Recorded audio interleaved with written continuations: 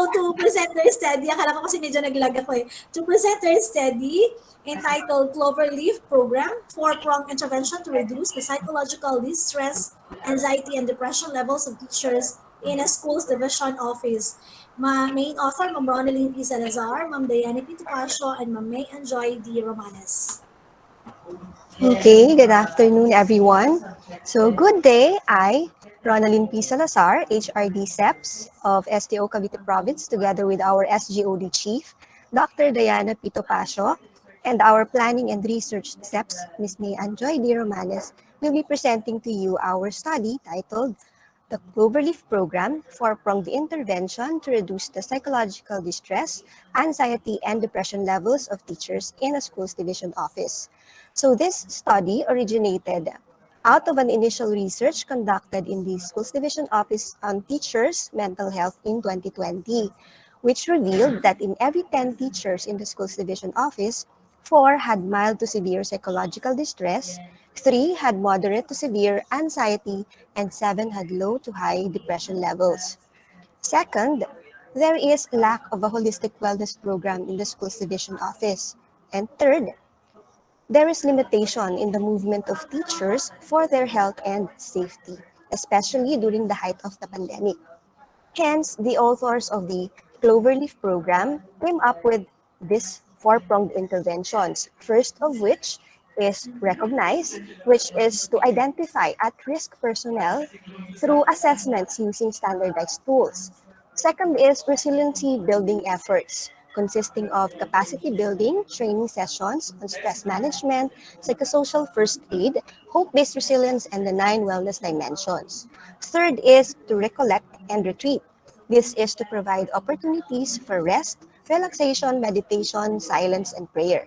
And fourth is to reach out, which offers linkages and builds partnership to establish a stronger referral system to address the holistic wellness needs of our teachers. The 3 key literatures supporting this study include that of Salazar and others in 2020, which revealed the presence of alarming numbers of teachers who are experiencing psychological distress, anxiety, and depression in the early months of the pandemic. While in 2015, a study from the University of Washington claimed that prior to the pandemic, the Philippines was one of the Asian countries with high prevalence of depression and anxiety disorders. And T, in 2021, reiterated that health education and literacy campaign is required to enhance the satisfaction of health information. And now, to discuss to you the methodology, let me call on Sepsme and Joy D. Romanes. Good afternoon, everyone. We use quantitative action research design. Our participants are 150 teachers, pre-survey plus post-survey. We use total enumeration and standardized tools such as the Kessler Psychological Distress Test or K-10, General Anxiety Disorder or GAD-7 screening tool, and Patient Health Questionnaire or PHQ-9 for depression levels. We sent the surveys online and we made use of the median, frequency count, and Wilcoxon signed rank test. Here are the results of our study. Before the Cloverleaf program, psychological distress is at mild level, anxiety and depression are both at minimal levels. After the Cloverleaf program, teachers were generally well in terms of psychological distress. Anxiety and depression levels are at minimal levels. For the comparison before and after the Cloverleaf program, Wilcoxon signed rank test showed significant decrease in psychological distress and depression levels. However, there is no significant difference in terms of anxiety before and after the program. For the implications, I give you our chief, Ma'am Diane Topacio. Good afternoon to each and everyone. For the implication, we have the following. The resiliency building efforts may not directly address the multifactorial causes of anxiety of the teachers. Teachers have already used up their survival instincts during the first bout of the pandemic. Recent articles emphasize that nowadays it seems that most people have exceeded their breaking point. Thus, provision of helpful interventions is critical.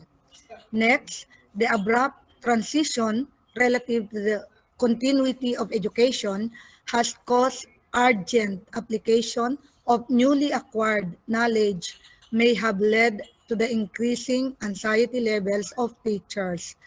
And for our conclusions, the Cloverleaf program significantly decreased the psychological distress and depression levels of the participants.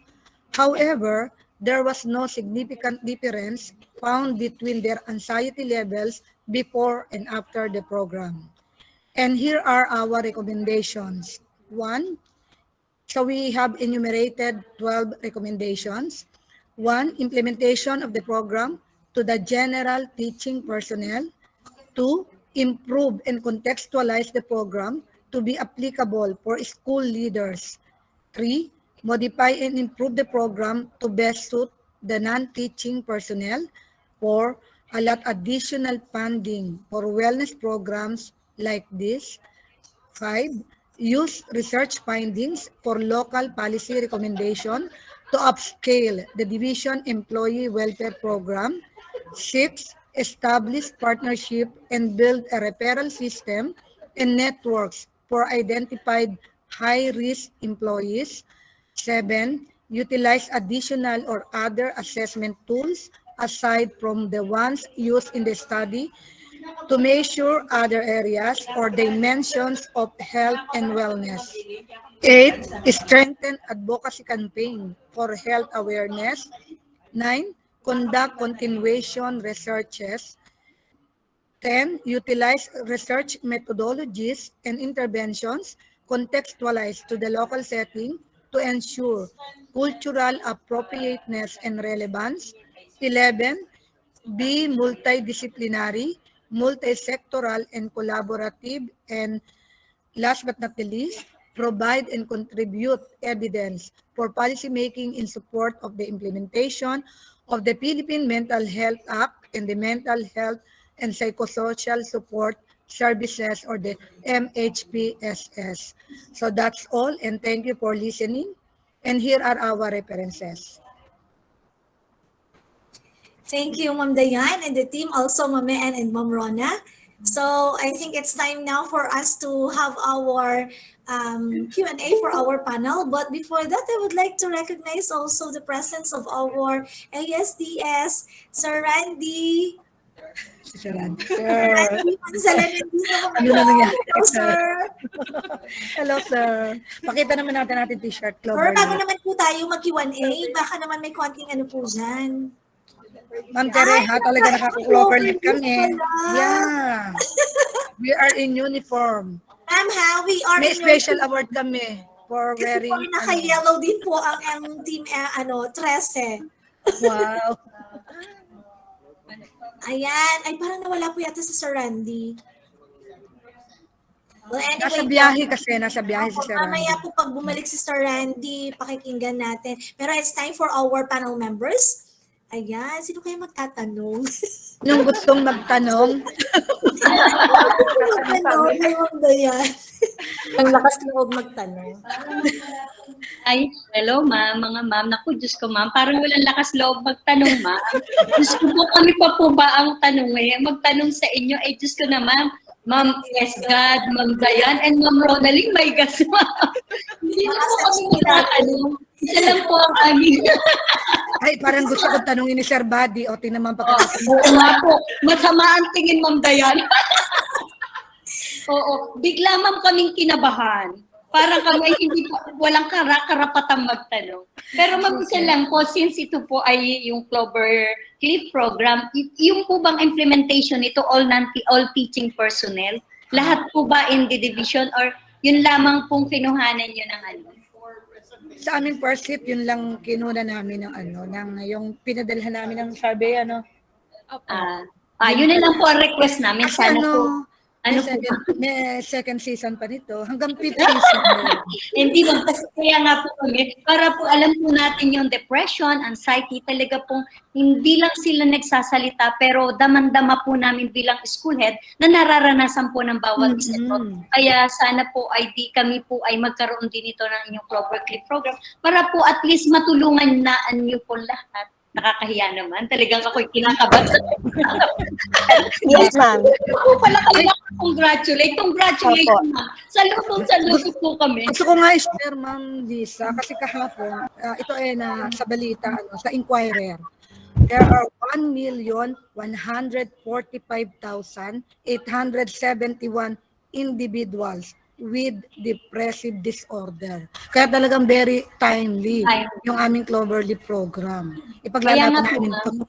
Kasi ma'am, hindi lang po sila mga hindi pa lang po nila silent type. Kumbaga, Hindi pa sila alam po natin na when we say depression, ma'am, di ba parang silent, nahihiya. Hindi ma'am na-open up even though we have a friend. So kahit po kami, baka nahihiya sa amin, bago mamalaya namin, ma'am, may mga iba ng behavior, iba na po yung, ma'am, kahit po sa akin, I have 109 teachers ko, alam ko po na nagkakaroon. Kaya ma'am, sabi nga niyo po, very timely. Kaya sana po kami ay isa po sa magkaroon ng program na ito para po at least talaga pong matulungan namin ng teachers. This is the time po ma'am kasi na talagang kailangan po na hindi naman sila ma'am very open sa kanilang feelings. Kaya po, thank you so much ma'am. Sana po kami po ay matulungan. Nag-raise lang hand si Ma'am Rona. Sige, Miss Rona. Ma'am Lisa. Ma'am Rona. Oh, yes, ma'am. Confirm ko lang, ma'am Lisa, kasi naka-line up na po yan. Institutionalize na po natin ang Cloverleaf. Magkakaroon po tayo ng 4 na batches. One is for school heads, one set for middle managers, one for non-teaching personnel, and one for teachers. All teachers na po ito. Kasi na-prove na natin that it is indeed effective, so therefore, itutuloy po natin, and we will also add up burnout measurement. So, i-assess natin yung burnout levels naman nila this time around, aside from anxiety, depression, and yung psychological distress. So, Thank you so much.